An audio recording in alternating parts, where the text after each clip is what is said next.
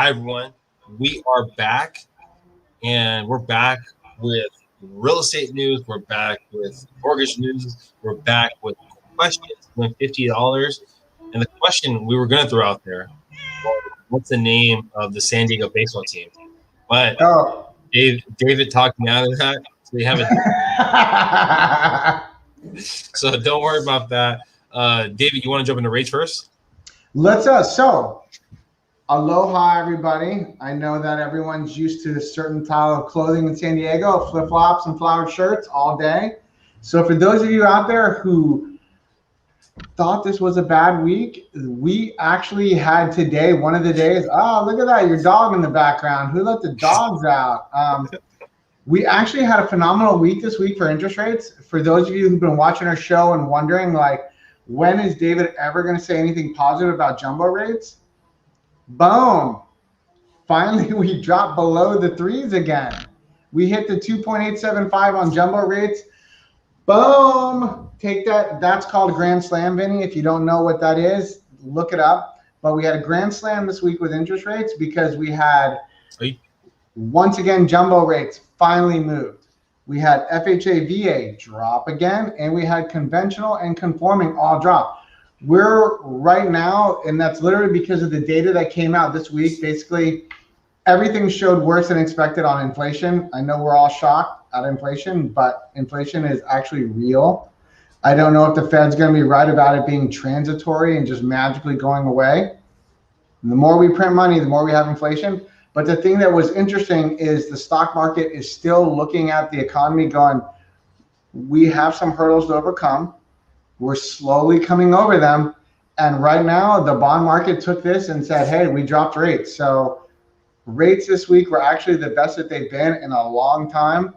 And that's really good. Do we think that's going to continue? Ooh, not with the way inflation's working. But as long as the Fed keeps buying and buying, we're going to stay down there. So I hope all of you out there who are shopping this week, I hope you talked to your lenders. I hope you locked your rates because, you know, if you want to do something really quick and easy, for those of you doing cash out refinances on loan amounts below 543, those drop down to like 3.1% again, APR 3.25. So look at that. If you're doing a cash out refinance right now, you know, Be careful with the words that you're using there. Okay, remember he said shop. Okay, he means shop the rate, not shop for property, because you remember you can't lock in your rate unless you're under contract. I mean, I think there's ability to do it, but you're going to pay like a premium on that to do that. But 99% of the time, you're going to lock your rate when you're under contract. So if what he talks about shop is shopping the rate. Now, Manuel brings up a question: aren't most loans in San Diego jumbo loans now, right? No. Well, the thing you have to think about is, right, isn't the jumbo jump, what is that like at? What's the number? 754. So okay. 753,000 and below is considered high balance conforming. And most people who are buying right now, if they're buying at 753 or less, they're probably putting down 5%. That's more likely. Some are putting down 3.5%. But for anybody that's shopping, you know, if you now look around, and Vinnie will tell you, a lot of the homes you used to buy for 750, those are now 850, 875, and the people who are putting down 20% are now putting down 15%, and they're still not jumping into the jumbo market. But the strange thing, Emmanuel, was your jumbo pricing this week actually got the best it's been in like 6 months. Yes. So that's a huge turn. Jumbo interest rate pricing, to be clear. I didn't communicate that properly. Sorry. Okay. Yeah. So the number, the 750 number, right? The median home price, as David was saying, is above that number. It's jumped up, but people are putting enough money down to offset basically where they sit with the loan amount. So hopefully that answers your question a little bit. It's a little bit confusing right there, but hopefully that answers your question. Now, talking about basically inventory out there, we've been talking about it, right? That June is kind of like where we want to sit, where we get a lot more inventory out there, right? And so we've been consistently hitting about 1,000 new properties coming onto the market over the last month and a half. And remember, if you're new to this, you've only watched this more recently, a lot of agents update their numbers and they backdate it, right? So these numbers will slowly trickle up a little bit, right, over time. So this will probably jump up to the high 9s, if not to the 1,000, as new properties in the market for this week. So we're consistently getting about 1,000 properties coming to the market.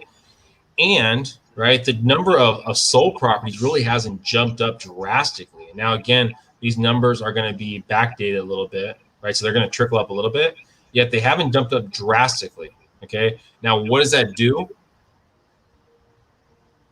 If you see in the market, now we were sitting close to about 2,000 properties on the market. We're close to 2,800 properties, and that was 2,000 was only a couple months back, right? So we're talking about, I mean, getting close to 1,000 more properties. We're talking about a 150% of where we were about 2 months ago. So we're talking about a pretty big jump on the market. That's now, good, Vinnie. We needed that. Like, oh yeah, we needed that, kind of like when the Padres have the bases loaded and they need somebody to hit a grand slam. We needed this. What is it? It's a trickling up on the manifestation of being summer or long-term trends. Ooh, yeah. Interesting question. Yeah, that, I mean, that's I think you're talking about the inventory. Yeah, that's going to be a very, I mean, usually, again, we start getting the more inventory in the summer months. Then we kind of slowly trickle down during the winter months. Something we saw last year is we had such a steady demand even in the winter months, and so the demand was still there.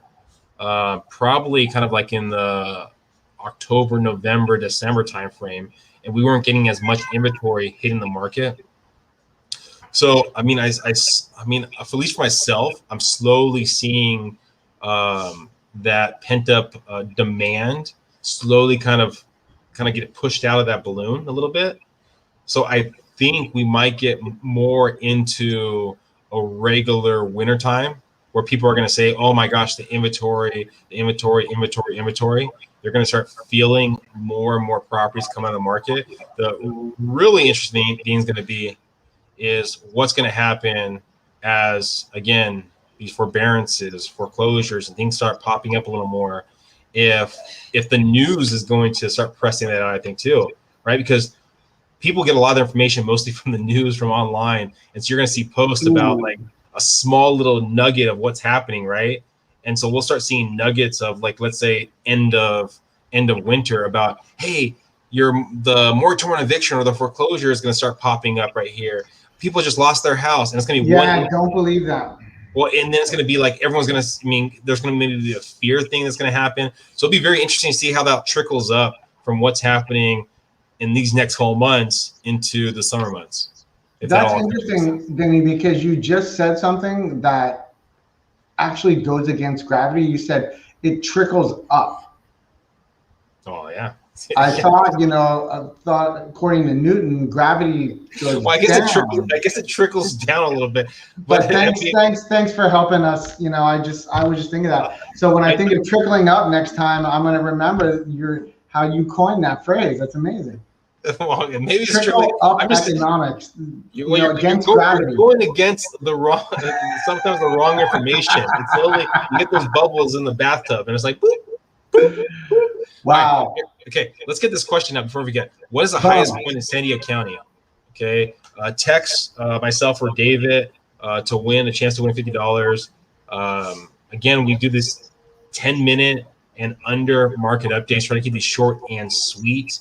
The long and the short of any of this that you've been watching is that if you've been looking to buy over the last 6 months, 8 months, you might, and then you stop because you're getting so frustrated with the market, you might want to start talking to your realtor or talk to myself or David about what's possible with the jumbo loans, with the market, everything like that. Any last words? Vinnie, I'm sorry, but for those of you out there who are frustrated, if your agent's not bulletproofing your offer and the way they're presenting it, that's possibly why you're losing. And if you want to talk to Vinnie about how he does that, reach out to him, because he can put together things of how he bulletproofs his buyers' offers to get a higher percentage of getting them accepted.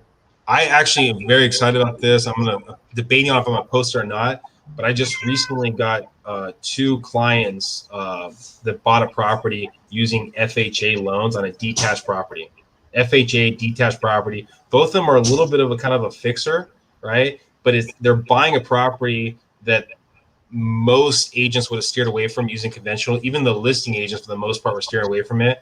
We were able to talk them both into accepting our offer. So very excited about that. So if you're looking to purchase, feel free to reach out to myself or David. Boom. Thank you for your time. Thanks, everyone. Bye, guys.